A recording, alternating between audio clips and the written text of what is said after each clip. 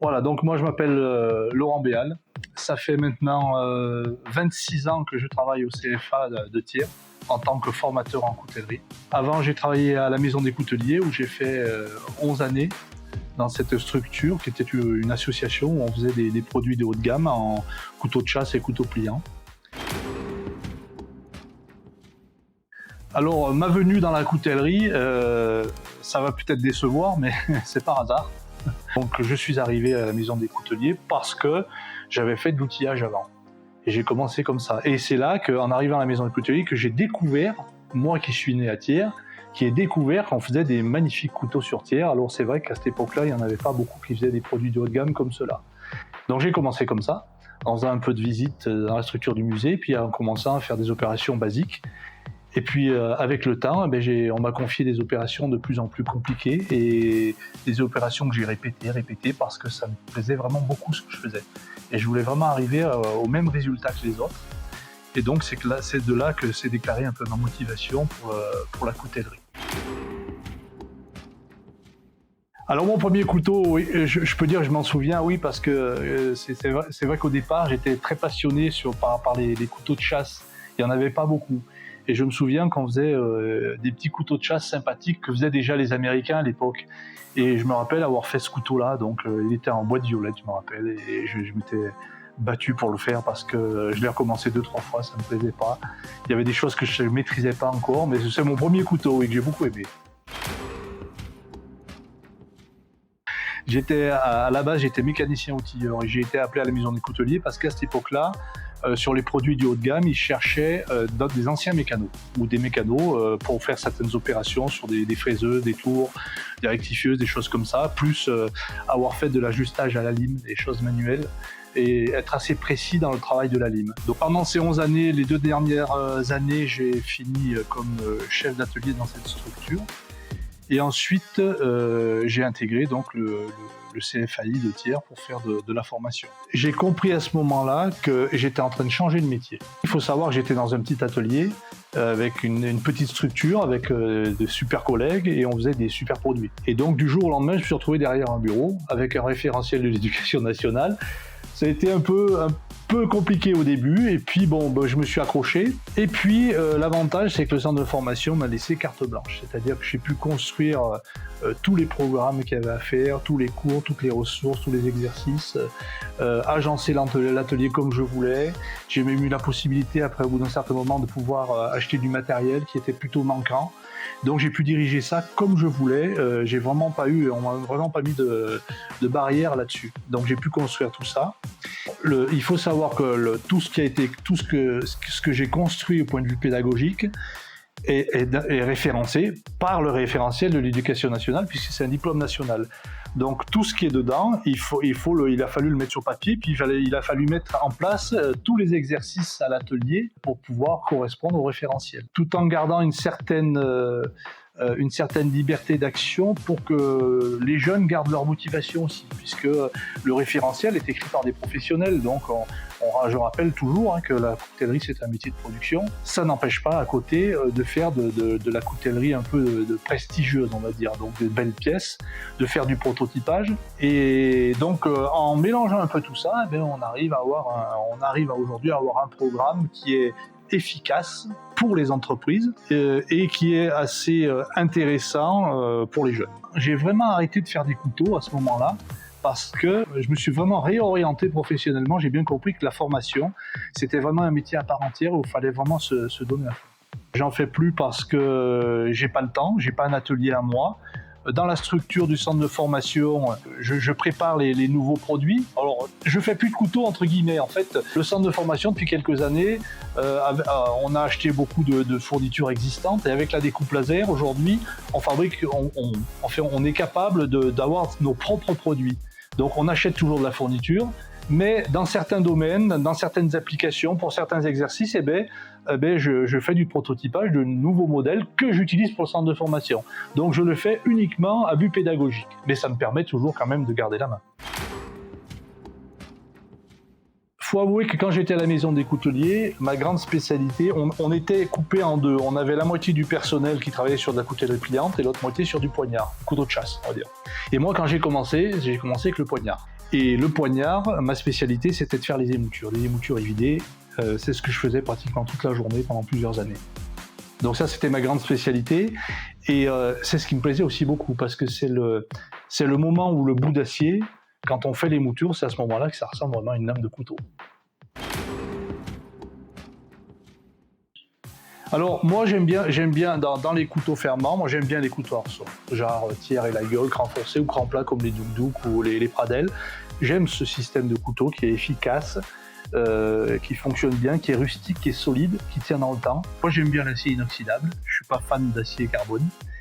Et dans les matériaux, à une époque, je ne devrais pas le dire, mais une époque, quand on avait le droit où je travaillais avant, j'ai beaucoup aimé l'ivoire. C'est une matière qui est très très agréable à travailler, qui demande du soin et des choses comme ça, et puis le résultat final est toujours assez joli. Bon, maintenant c'est interdit, c'est bien que ça soit interdit, mais c'est vrai que c'était une matière que j'aimais beaucoup. Sinon, j'aime bien aussi les jolis bois, et puis la corde. Honnêtement, la chose dont je suis le plus fier aujourd'hui, c'est pas des couteaux que j'ai pu faire, c'est vraiment des jeunes qui aujourd'hui sont à leur compte.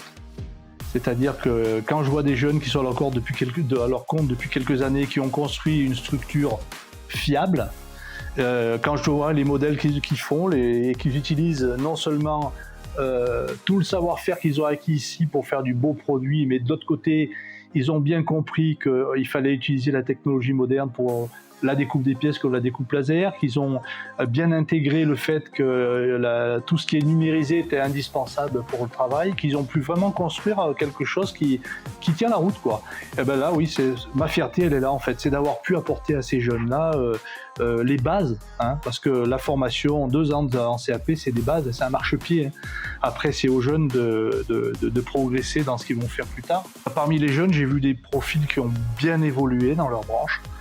J'ai vu des jeunes j'ai vu surtout des jeunes qui avaient des idées qui sont très très intéressantes, parce que comme ces jeunes sont souvent de l'extérieur, on a peu de Tiernois finalement. On en a de plus en plus, hein, mais avec ces jeunes qui viennent de l'extérieur, puis finalement qui finissent leur vie à Thiers, on a des jeunes qui pensent différemment, qui ont des idées différentes sur la coutellerie, qui la voient autrement, et ça apporte des choses que nous les Tiernois, on n'y aurait pas pensé, honnêtement, on n'y aurait pas pensé. Et puis je prends l'exemple aujourd'hui où j'ai 2 collègues qui sont là à mi-temps, qui sont d'anciens apprentis, qui sont installés à leur compte, et on travaille ensemble. La coutellerie est devenue un métier très à la mode, et qu'il y a de la place, il y a de la place pour tout le monde. Il faut vraiment y venir. Faut pas venir à la coutellerie parce qu'on a vu de la lumière. Il faut vraiment y venir avec de la motivation, parce que c'est un métier quand même c'est un métier bruyant, c'est un métier salissant, comme beaucoup de métiers. Hein. Mais pour arriver à se faire plaisir avec des couteaux, il faut passer par là. Ouais. Ce que je dirais à un jeune qui a envie de venir, la coutellerie, elle est passionnante, mais elle est sérieuse. C'est un vrai métier, un réel métier, qui demande de la patience, qui demande de la rigueur, et c'est un métier où on répète les gestes, et des fois on répète parce qu'on a besoin de produire des pièces en quantité. Et c'est le truc sur lequel il faut pas se voiler la face, quoi. Il faut bien comprendre que c'est un métier de production à la base. C'est les conseils que je donnerais. Mais ce que je dis souvent, voilà, vous avez quelques mois pour vous intégrer, c'est-à-dire tout ce milieu de l'entreprise, même au centre de formation. On commence avec des choses, on commence à faire du polissage, on commence à polir des offices, des fourchettes, des cuillères. C'est le domaine de la coutellerie. C'est pas ce qu'il y a de plus motivant à la base. Mais c'est ce qui permet d'acquérir les bases du polissage. Après, on a les bases du façonnage. Après, on va commencer avec de l'affûtage, des choses comme ça. Et on va commencer après avec les couteaux fermants bien plus tard. Donc, c'est pour ça qu'il faut de la patience, en fait. C'est pas un métier compliqué. Mais je le dis souvent, je compare ça souvent à la musique. Hein.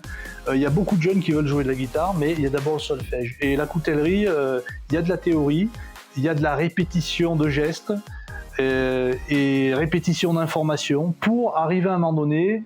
Alors c'est beaucoup moins long qu'apprendre à jouer de la musique, et ça vient beaucoup plus vite, mais il faut toute cette théorie, cette répétition de gestes à la base pour à un moment donné commencer à se faire plaisir. Alors le CFAI aujourd'hui, c'est une structure donc, qui peut accueillir 30 jeunes en première année, qui a 30, enfin, on va dire jusqu'à 30 jeunes en première année et en deuxième année, en apprentissage. On a un CQPM de polissage, où on a des gens qui viennent uniquement pour faire du polissage, parce que c'est un métier tout de suite qui est très lié à la coutellerie et qui est un besoin essentiel pour certaines entreprises. Donc on a des personnes qui des fois, enfin souvent même, sont en recherche d'emploi. Et la formation en CQPM polissage, ça leur permet d'avoir un diplôme de branche et d'acquérir une expérience et d'avoir des compétences qui vont leur permettre d'intégrer une entreprise pour faire du polissage. Donc on a ce diplôme-là, et on a mis en place depuis quelque temps un autre CQPM qui est un diplôme de branche, qui est réservé à des jeunes qui ont déjà le CAP, et sur lequel on ne va pas revenir sur les bases de la coutellerie, mais par contre on va y amener de la DAO, de la FAO, de la mise en œuvre de découpe laser, du management, du design, comptabilité, voilà, un tas de choses qui sont réservées à un diplôme. Le CQPM qu'on a aujourd'hui correspond à un bac pro en fait.